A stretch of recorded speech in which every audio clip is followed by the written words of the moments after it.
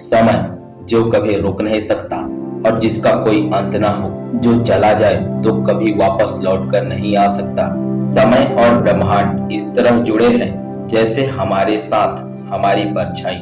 ब्रह्मांड में ऐसी बहुत सारी ताकतें हैं जो हमें दिखती नहीं, लेकिन वो अपना काम कर रही हैं। अगर हम अपने सोलर सिस्टम को देखें तो सूर्य के चारों ओर चक्कर लगा रहे पृथ्वी जैसे हजारों ग्रह पर भी कोई ना कोई ताकत काम कर रही है। तो हम आज आपको एक ऐसी शक्ति के बारे में बताने जा रहे हैं जो समय यानी ब्रह्मांड का अंत कर देगा। दोस्तों, हमारा चैनल रहस्यमय और अनसुलझे चीजों पर रिसर्च करके आपको जानकारी प्रोवाइड करता है, तो इसके लिए एक लाइक तो बनता है। जिस तरह प्रकाश के उत्पन्न होने से परछाई का जन्म होता है, उसी प्रकार ब्रह्मांड के अस्तित्व में होने से समय का आभास होता है। प्राचीन काल से ही लोग समय को जानने की कोशिश कर रहे हैं और समय के बारे में अलग अलग परिभाषाएं देते आए हैं। अरस्तु का मानना था कि समय गति का एक प्रभाव हो सकता है। गति तेज या धीमी हो सकती है, लेकिन समय ना कम हो सकता है और ना ही रुक सकता है। न्यूटन के हिसाब से समय पूरे ब्रह्मांड में एक साथ चल रहा था, लेकिन एल्बर्ट आइंस्टीन ने अपनी थ्योरी ऑफ रिलेटिविटी में समय की परिभाषा को बदल दिया। एल्बर्ट आइंस्टीन के अनुसार समय महज एक इल्यूजन यानी कि भ्रम है। एल्बर्ट आइंस्टीन के अनुसार समय की चाल एक जैसी नहीं है। ब्रह्मांड में समय की चाल कहीं पे धीमी तो कहीं पे तेज है। ब्रह्मांड के भारी ऑब्जेक्ट जैसे ब्लैक होल के पास समय धीमी गति से गुजरता है। जैसे जैसे ब्लैक होल से दूर जाते जाएंगे, इसकी चाल तेज होती जाएगी। लेकिन वास्तव में समय है क्या?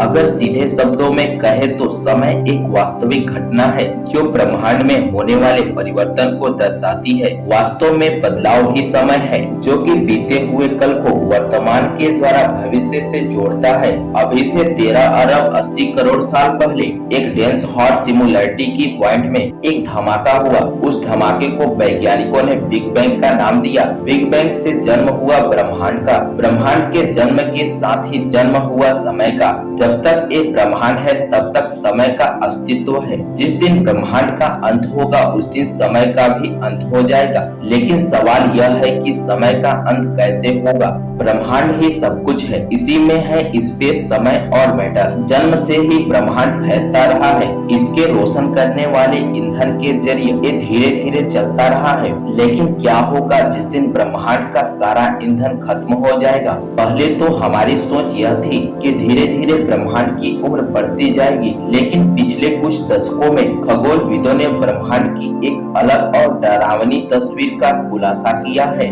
ब्रह्मांड आगे नहीं बढ़ रहा, बल्कि यह अपने अस्तित्व को बचाने के लिए जूझ रहा है। भले हमें पृथ्वी पर सब कुछ ठीक ठाक लगे, लेकिन ब्रह्मांड में अपने अस्तित्व को बचाने के लिए एक युद्ध सा चल रहा है। ब्रह्मांड अपने अस्तित्व को बचाने के लिए समय की शुरुआत से ही युद्ध कर रहा है। ब्रह्मांड में दो अलग शक्तियां अपना नियंत्रण पाने के लिए युद्ध कर रही हैं। पहली शक्ति है ग्रेविटी, जो ब्रह्मांड की हर एक चीज को एक साथ लाकर कुचलने की फिराक में है, जो ब्रह्मांड को आग के बड़े गोले में बदलकर खत्म करने की फिराक में है। और दूसरी शक्ति है फैलाव, जो ब्रह्मांड को दूर दूर खींचकर ब्रह्मांड को ठंडा करके इसे जमा कर इसे खत्म करने की फिराक में है। इन दो शक्तियों में जीत किसकी होगी? ग्रेविटी की या फैलाव की? या फिर ये मुकाबला बराबर पर ही रहेगा? इन दो शक्तियों में जो जितना ताकतवर होगा वही शक्ति ब्रह्मांड का अंत कर देगी। इन दो महाशक्तियों के मुकाबले में 3 नतीजे निकलेंगे। पहला नतीजा होगा बिग फ्रीज। अगर ब्रह्मांड का फैलाव ऐसे ही चलता रहा तो एक दिन पूरा ब्रह्मांड ठंडा होकर जम जाएगा। दूसरे नतीजे में अगर ब्रह्मांड के फैलाव और ग्रेविटी में रस्साकसी जारी रही और ये दोनों शक्तियां हमेशा अपने अस्तित्व के लिए जूझते रहे, तो ब्रह्मांड में एक नाजुक संतुलन बन जाएगा, जिससे ब्रह्मांड का एक खास आकार बन जाएगा और ये अनंत काल तक वैसा ही बना रहेगा। तीसरा नतीजा यह होगा कि ग्रेविटी की जीत होगी और यह संपूर्ण ब्रह्मांड को एक पॉइंट पर खींचना शुरू कर देगा और संपूर्ण ब्रह्मांड एक पॉइंट में सिमट जाएगा और ब्रह्मांड उस स्थिति में पहुंच जाएगा जहां से इसका जन्म हुआ था। उस स्थिति को बोला जाएगा बिग क्रंच। हो सकता है बिग क्रंच के बाद फिर से बिग बैंग हो और नया ब्रह्मांड बने। ये दो शक्तियों में जो भी शक्ति जीतेगी वही शक्ति समय का अंत करेगी और इसका कारण यह होगा कि समय हमेशा एक ही डायरेक्शन में चलता है। समय हमेशा भविष्य की ओर बहता रहेगा। समय के इस बहाव को एरो ऑफ टाइम बोला जाता है।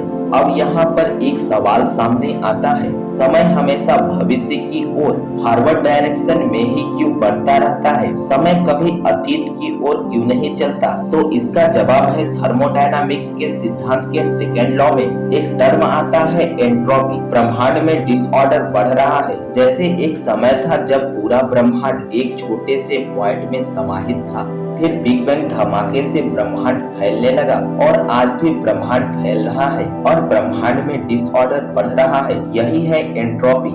ब्रह्मांड में डिसऑर्डर हर क्षण बढ़ रहा है और ये डिसऑर्डर केवल बढ़ सकता है, कम नहीं हो सकता। बढ़ते हुए डिसऑर्डर से हम प्रेजेंट और पास्ट में फर्क महसूस कर पाते हैं। डिसऑर्डर की वजह से ही हमें चीजों में बदलाव नजर आता है और यही बदलाव हमें समय की अनुभूति कराता है। अगर समय रुक गया तो बदलाव की सारी प्रक्रिया रुक जाएंगी, जिससे हम बदलाव को महसूस नहीं कर पाएंगे। दोस्तों, वीडियो ज्यादा लंबा होने के कारण हमें अपनी जर्नी यहीं रोकनी होगी। मिलते हैं समय के अंत के पार्ट 2 में। अगर आपने वीडियो को अभी तक लाइक नहीं किया तो लाइक कर ले, साथ ही सब्सक्राइब करके बेल आइकन जरूर प्रेस कर ले। मिलते हैं अगली वीडियो में, तब तक के लिए नमस्कार, जय हिंद।